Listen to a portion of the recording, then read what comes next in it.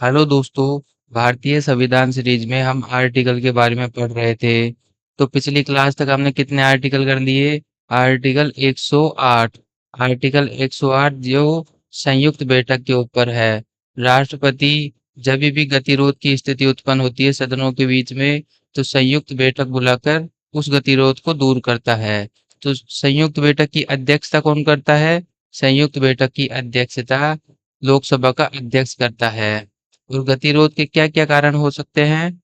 अगर कोई बिल राज्यसभा में 6 महीने से ज़्यादा लंबित है, तो गतिरोध का कारण हो सकता है। अगर कोई दूसरा दूसरा सदन विधेयक को अस्वीकार कर देता है, वह भी गतिरोध का कारण होता है। और विधेयक में किए गए संशोधन को लेकर भी दोनों सदनों के जो सदस्य हैं, उनमें गतिरोध का कारण हो सकता है। ठीक है? यहाँ पर जो कुछ मिसप्रिंट है, उसको मैं आपको टेलीग्राम पर जब नोट प्रोवाइड करवाऊँगा तो उसमें सही करके दे दूँगा। थैंक और लोकसभा का अगर अध्यक्ष मौजूद नहीं हो तो उपाध्यक्ष लोग उस संयुक्त सदन की अध्यक्षता करता है। और उपाध्यक्ष भी मौजूद नहीं हो तो राज्यसभा का उपसभापति करता है। ध्यान रखना, राज्यसभा का सभापति बैठक की अध्यक्षता नहीं करता। अब हम पढ़ेंगे आज अनुच्छेद 109, जो किसके बारे में है? धन विधेयक को संसद में पारित करने की कुछ विशेष प्रक्रिया होती है, उसके बारे में अनुच्छेद 109 है। ध्यान रखना, धन विधेयक राज्यसभा में प्रस्तुत नहीं किया जाता। यह केवल लोकसभा में ही लाया जा सकता है। धन विधेयक सिर्फ लोकसभा में ही लाया जाता है। लोकसभा में पास होने के बाद धन विधेयक को राज्यसभा में सिफारिश के लिए भेजा जाता है। और राज्यसभा को विधेयक मिलने के 14 दिन के अंदर-अंदर अप अपनी सिफारिश के साथ उस विधेयक को लोकसभा को लौटाना पड़ता है। राज्यसभा को विधेयक मिलने के 14 दिन के अंदर-अंदर अपनी सिफारिश के साथ उस विधेयक को लोकसभा को लौटाना होता है। और लोकसभा के पास यह अधिकार है कि वह राज्यसभा की जो सिफारिशें हैं उसको स्वीकार करे या नहीं भी करे। और अगर राज्यसभा 14 दिन के अंदर बिल नहीं लौटाती है तो क्या होगा? यह विधेयक दोनों सदनों द्वारा पास मान लिया जाएगा। ठीक है? तो धन विधेयक केवल लोकसभा में ही पेश किए जाते हैं। राज्यसभा 14 दिन तक रोक सकती है। 14 दिन तक राज्यसभा अपनी सिफारिश के लिए राज्यसभा में 14 दिन के लिए प्रस्तुत किया जाता है। अगर 14 दिन के अंदर नहीं लौटा है तो क्या होगा? इस विधेयक को पास मान लिया जाएगा। राज्यसभा, ध्यान रखना, राज्यसभा धन विधेयक में संशोधित नहीं कर सकती, केवल सुझाव दे सकती है। तो चाहे तो इस सुझाव को माने और चाहे तो नहीं माने। अंतिम निर्णय होगा जो लोकसभा का ही होगा। तो इस प्रकार से यह धन विधेयक की प्रक्रिया है। लोकसभा अध्यक्ष सबसे पहले इसको प्रमाणित करता है। विधेयक लोकसभा में विधेयक पेश होता है, उसका पाठन होता है और बहुमत से पारित करा लिया जाता है। फिर राज्यसभा में 14 दिन के समय के लिए भेजा जाता है। अगर राज्यसभा स्वीकार कर ली लेती है तो वह पारित हो जाता है और राष्ट्रपति की अनुमति ले ली जाती है। लेकिन अगर राज्यसभा 14 दिन तक कोई एक्शन नहीं करता है तो इस विधेयक को पास मान लिया जाता है और फिर राष्ट्रपति की अनुमति के लिए चला जाता है। और अगर राज्यसभा कोई सुझाव दे तो वह सुझाव जरूरी नहीं कि लोकसभा माने ही। इसमें धन विधेयक पर लोकसभा का वर्चस्व होता है। अब हम पढ़ेंगे अनुच्छेद 110 के बारे में, जो है धन विधेयक की परिभाषा। धन विधेयक क्या होता है? किसी विधेयक को धन विधेयक तब माना जाता है जब वह कर यानी कि टैक्स, सरकारी उधार, संचित निधि से धन की निकासी या फिर उससे जुड़े हुए कोई फाइनेंशियल मामलों से विशेष रूप से जुड़ा हुआ हो। तो धन विधेयक ध्यान रखना, लोकसभा अध्यक्ष ही तय करते हैं कि कोई भी विधेयक धन विधेयक है या नहीं। और इसके कौन कौन से विषय होते हैं? टैक्स, फिर आता है ऋण, बोरोविंग या फिर लोन, जिसमें आता है भारत सरकार द्वारा धन उधार लेने या कोई प्रत्याभूति देने का नियमन आता है। फिर आता है संचित और आकस्मिक निधि। इसके अंतर्गत क्या आता है? इसमें भारत की संचित व आकस्मिक निधि की अभिरक्षा आती है। इस प्रकार की निधि जो कंसोलिडेट फंड ऑफ इंडिया में धन जमा करना और उससे धन निकालने की प्रक्रिया होती है। फिर आती है एक्सपेंडिचर। एक्सपेंडिचर किस पर पारित होती है? कंसोलिडेट फंड ऑफ इंडिया संचित निधि पर कोई भी एक्सपेंडिचर कोई अचानक कोई भारत सरकार को किसी चीज पर व्यय करना है तो वह संचित निधि से धन देगा। तो इस प्रकार से हमने अनुच्छेद 110 में पढ़ा। अब हम पढ़ेंगे धन विधेयक और साधारण विधेयक के बीच में कुछ डिफरेंसेस। देखो, धन विधेयक सिर्फ लोकसभा में पेश होता है और साधारण विधेयक लोकसभा और राज्यसभा में दोनों में पेश होता है। धन विधेयक के लिए लोकसभा का प्रमाणीकरण आवश्यक है। लोकसभा ही डिसाइड करेगा कि यह धन विधेयक है या नहीं। लेकिन साधारण विधेयक के लिए ऐसा कुछ भी रूल नहीं है। राज्यसभा की शक्ति भी 14 दिन तक ही होती है। 14 दिन तक उस पे सिफारिश मांगी जाती है, लेकिन लोकसभा चाहे तो वह सिफारिश व सुझाव को माने या नहीं माने। और राज्यसभा अगर 14 दिन में कोई सिफारिश नहीं देता है, लंबित अपने पास रख लेता है, तो धन विधेयक पास माना जाएगा। जबकि साधारण विधेयक में लोकसभा और राज्यसभा दोनों का बराबर अधिकार होता है। धन विधेयक में संशोधन नहीं होता है, जबकि साधारण विधेयक में संशोधन हो सकता है। अनुच्छेद 108 में हमने पढ़ा था कि लोकसभा जब गतिरोध की उत्पन्न स्थिति उत्पन्न हो तो लोकसभा दोनों सदनों को बुलाता है और वहां पर संशोधन हो सकता है। धन विधेयक में संयुक्त बैठक संभव नहीं है क्योंकि वह लोकसभा का ही अधिकार है। साधारण विधेयक में संयुक्त बैठक बुलाकर उसे पुनर्विचार के लिए डाला जा सकता है। अब हम पढ़ेंगे अनुच्छेद 111 जो क्या है? संसद के दोनों सदनों द्वारा पारित विधेयक पर राष्ट्रपति की सहमति से संबंधित है। क्या है? राष्ट्रपति की सहमति से संबंधित है। और जब राष्ट्रपति से स्वीकृति दे देते हैं तो वह विधेयक क्या बन जाता है? वह विधेयक एक्ट बन जाता है, कानून बन जाता है। और राष्ट्रपति उस सहमति को रोक भी सकता है। अपनी वीटो पावर का इस्तेमाल करके उस विधेयक पर जो अपनी सहमति है उसको रोक भी सकता है। तो राष्ट्रपति के पास कौन-कौन सी वीटो पावर होती है? राष्ट्रपति के पास पूर्ण वीटो पावर होती है जिसे एब्सोल्यूट वीटो पावर कहते हैं। निलंबित वीटो पावर होती है, सस्पेंस वीटो पावर कहते हैं, और पॉकेट वीटो पावर होती है। पूर्ण वीटो पावर यानी कि एब्सोल्यूट वीटो पावर में क्या होती है? विधेयक को राष्ट्रपति पूर्णतः निरस्त कर देगा। विधेयक को राष्ट्रपति पूर्णतः निरस्त करने की पूरी वीटो पावर रखता है। सस्पेंशन वीटो पावर क्या होती है? निलंबित वीटो पावर क्या होती है? विधेयक को पुनर्विचार के लिए संसद के पास भेज देगा। विधेयक को पुनर्विचार के लिए संसद के पास भेज देगा। लेकिन ध्यान रखना, इस पावर में पुनर्विचार के लिए भेजे गए विधेयक को वापस से संसद जब राष्ट्रपति के पास भेजती है तो इस विधेयक को फिर राष्ट्रपति को अपनी सहमति देनी ही होगी। राष्ट्रपति एक बार ही पुनर्विचार के लिए भेज सकता है, फिर उसके बाद राष्ट्रपति को अपनी सहमति ही देनी होगी। और पॉकेट वीटो पावर क्या होती है? विधेयक पर कोई प्रतिक्रिया नहीं देकर वह उसे अपने जेब में रख लेगा, अपने पास रख लेगा, उस पर कोई प्रतिक्रिया नहीं देगा। ना तो उसको पूर्णतः स्वीकार करेंगे और ना उसको पुनर्विचार के लिए भेजेंगे। ठीक है? और यह एक बार हो चुका है। यह पॉकेट वीटो एक बार हो चुका है राष्ट्रपति। चलो बताइए कौन से राष्ट्रपति के कार्यकाल में पॉकेट वीटो हुआ? चलो मैं आपको हिंट दे देता हूँ। जब पोस्ट ऑफिस बिल आया था, पोस्ट ऑफिस बिल, तब यह हुआ था, है ना? बताइए देखिए कितने लोग कमेंट में जवाब देते हैं कि उस टाइम पर कौन से राष्ट्रपति थे जिन्होंने पॉकेट वीटो का यूज किया था। वह में एक विशेष नोट ये ध्यान रखना है कि जो धन विधेयक होता है, जो मनी बिल होता है, इस इस मामले में जो राष्ट्रपति बिल को वापस नहीं कर सकता है, बिल को वापस नहीं कर सकता है, उसे सहमति देनी होगी। धन विधेयक पर बिल वापस नहीं होगा, उसे निम्बित वीटो के तहत नहीं माना जाएगा। तो आता है अनुच्छेद 112। अनुच्छेद 112 क्या होता है? Annual financially statement. जो हमारा फाइनेंशियल ईयर कब से कब तक होता है? 1 अप्रैल से 31 मार्च तक का जो ईयर होता है उसको फाइनेंशियली ईयर मानते मानते हैं। और भारतीय सरकार इसी ईयर को फॉलो करती है।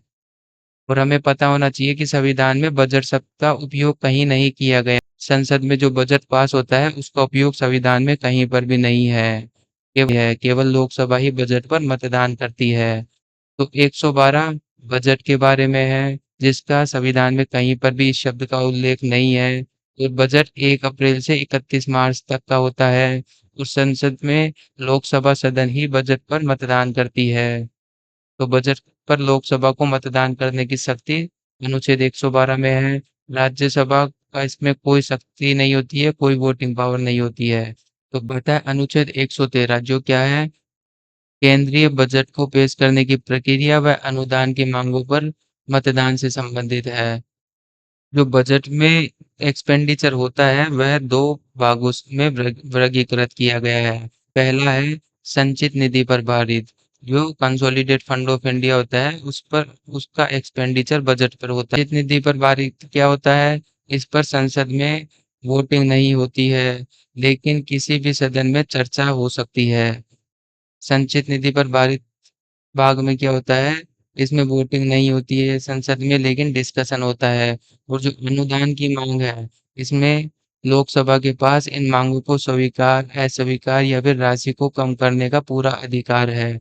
डिमांड फॉर ग्रांट में लोकसभा के पास यह अधिकार है कि वह इस मांग को स्वीकार करे या फिर अस्वीकार करे या फिर उस राशि को कम करे। यह मांग राष्ट्रपति की सिफारिश के बिना लोकसभा में प्रस्तुत नहीं की जा सकती है। पहले राष्ट्रपति की सिफारिश होगी तभी लोकसभा में प्रस्तुत की जाएगी। अगर किसी फंड के लिए मिनिस्टर अनुदान की मांग के लिए मिनिस्ट्री से डिमांड आएगी, राष्ट्रपति के पास जाएगी। राष्ट्रपति फिर यह सिफारिश लोकसभा में राष्ट्रपति की सिफारिश के बाद लोकसभा में प्रस्तुत होगा, जो आर्टिकल 113 में बताया गया है। राष्ट्रपति की सिफारिश के लिए जाएगी, फिर सिफारिश मिल गई तो लोकसभा में प्रस्तुत होगी, फिर वहां पर संसद के सदन में बहस होगी। उस मांग को लेकर संसद के सदन में मतदान और बहस होगी, डिस्कशन और वोटिंग होगी। फिर उस मांग को प्रस्तावित किया जाएगा और अप्रूवल मिल जाएगी। तो इस तरीके से अनुदान की मांग अप्रूव होती है। लेकिन संचित निधि पर जो भारित व्यय होता है, इस पर संसद में मतदान नहीं होती है, केवल डिस्कशन ही होता है। यहाँ पर जो कंसोलिडेट फंडों से पर भारित जो व्यय होता है, वहाँ पर वोटिंग नहीं होती है, सिर्फ डिस्कशन ही होता है, फिर उसके बाद अप्रूवल हो जाता है। लेकिन जो अनुदान की मांग है, उस पर डिस्कशन भी होगा लोकसभा में और वोटिंग भी होगी। और ये सिर्फ लोकसभा में ही होता है, राज्यसभा में नहीं होता है।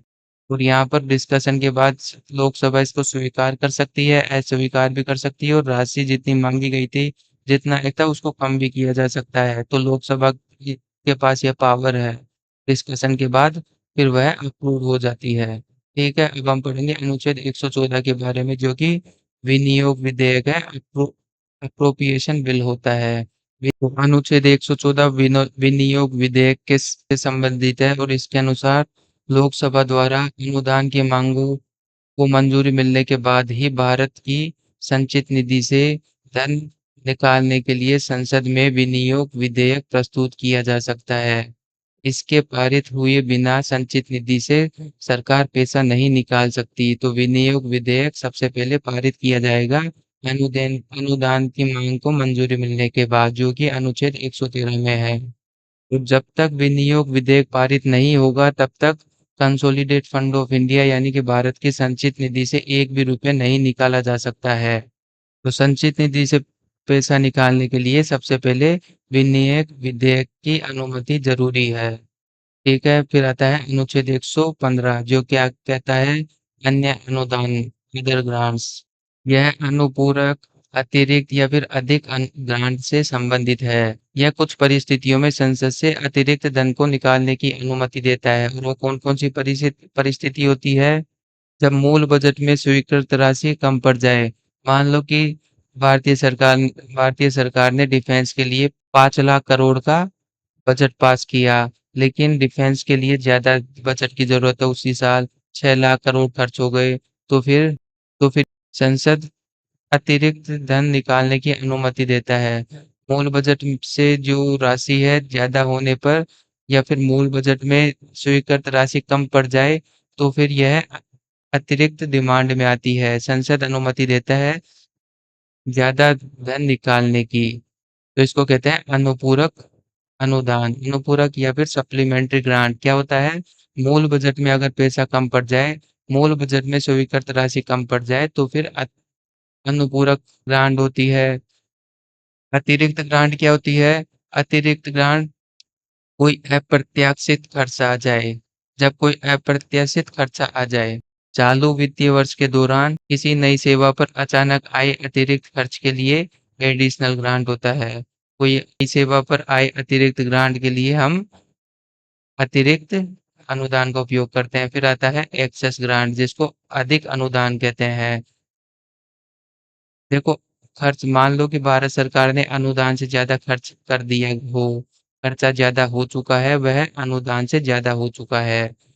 जब सरकार ने किसी सेवा पर पहले ही इन अनुदानित राशि से अधिक खर्च कर दिया हो, तो वह अधिक अनुदान या एक्सेस ग्रांट में आता है। तो अन्य ग्रांट में क्या-क्या आता है?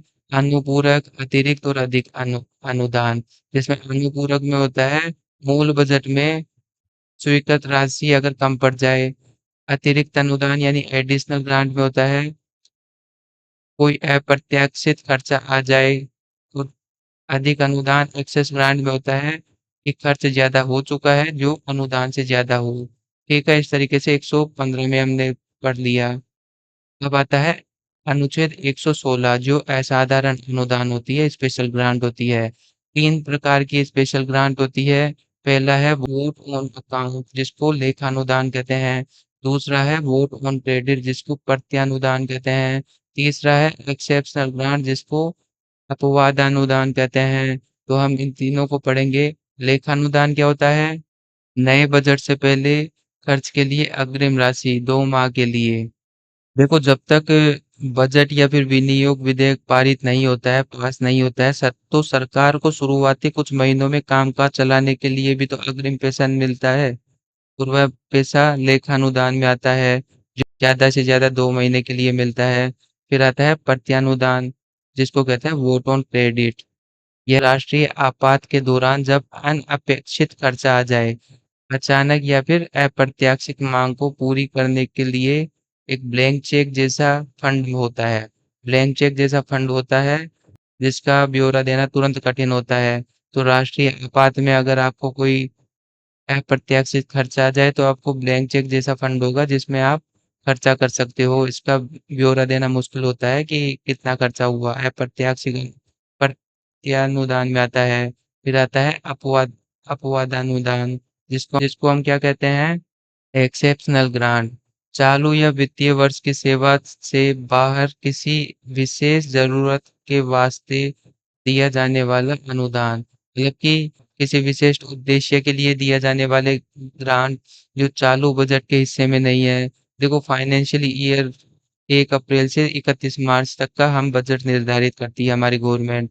अगर उस बजट में कोई अनुदान नहीं है, चालू बजट का वह हिस्सा नहीं है, कोई विशेष उद्देश्य के लिए किया गया खर्चा है, तो वह उपवादानुदान में आता है।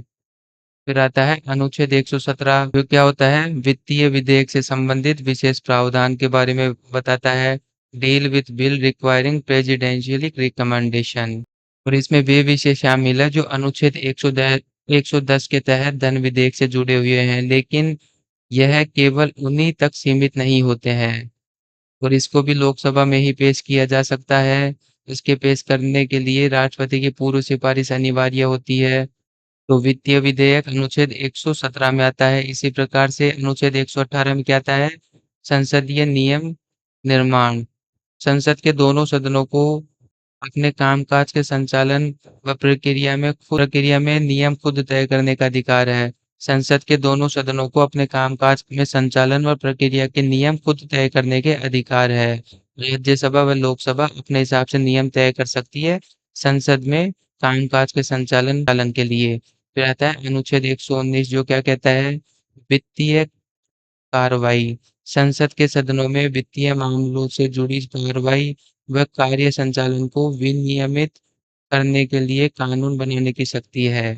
संसद को वित्तीय कार्यों और बजट से जुड़े कार्य-काज को तय सीमा पर पूरा करने के लिए कानून बनाने का अधिकार है।